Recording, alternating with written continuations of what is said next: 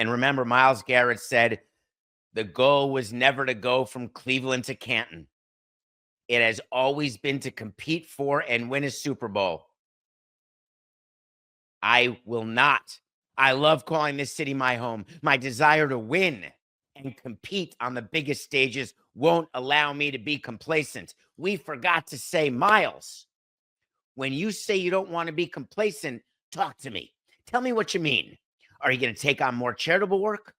Are you going to take on more off the field responsibilities? Maybe more kids? Tell me, are you going to call your agent, Nicole Lynn, and say, hey, do me a favor and find out if Andrew Berry will make me the highest paid non-quarterback in the history of football?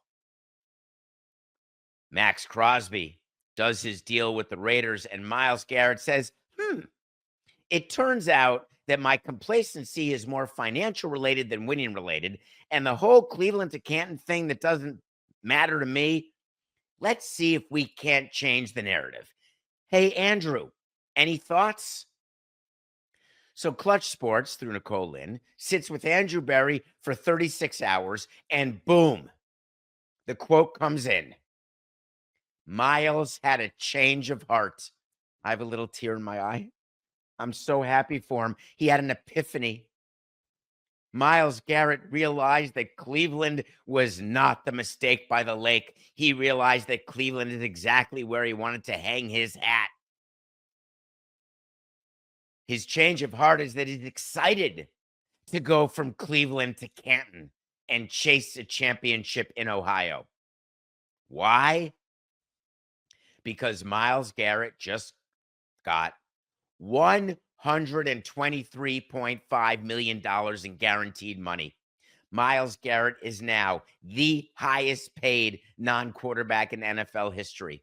Myles Garrett will now average about $40 million per year. It turns out that everything he said was complete horse hockey. Fans of the Cleveland Browns, you may not care. You may be super excited that Myles Garrett has signed and is staying with you in Cleveland.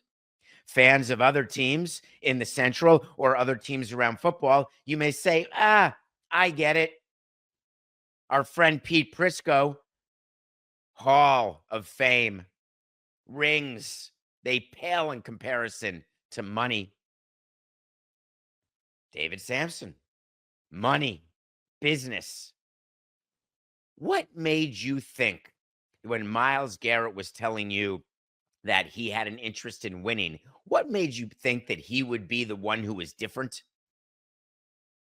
Because he said so?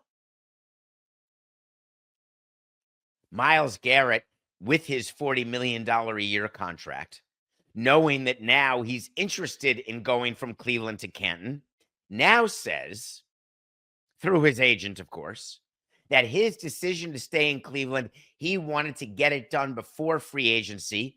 He had 2 years left. He was prepared to sit out games if his trade demand was not met. Give up money in the name of principle, in the name of winning, in the name of lack of complacency. Now, he is going to get this done. You have 36 hours to do it. He's going to get it done because, quote, according to his agent, he can now start recruiting free agents. Let me just make sure I understand this, because the way it's going to work is that Andrew Berry has to do splits. He's got to do contortions in a way that would make him circus worthy in order to make a 4-13 team better, with Deshaun Watson making what he's making and Myles Garrett making what he's making, because as good as Myles Garrett was, and he's maybe the best, 4-13, yummy. They are on the cusp of greatness, on the edge of darkness. He's going to walk into an agent's office, or maybe he'll just go see a player during an off-season workout and saying, listen, I've got the greatest recruiting idea for you. I want you to come to Cleveland. Now, it is true we have a crappy quarterback who's overpaid. It is true that my contract takes up a ton of cap space. It is true that we only won 4 games last year, but let me tell you something, we're building. We're changing.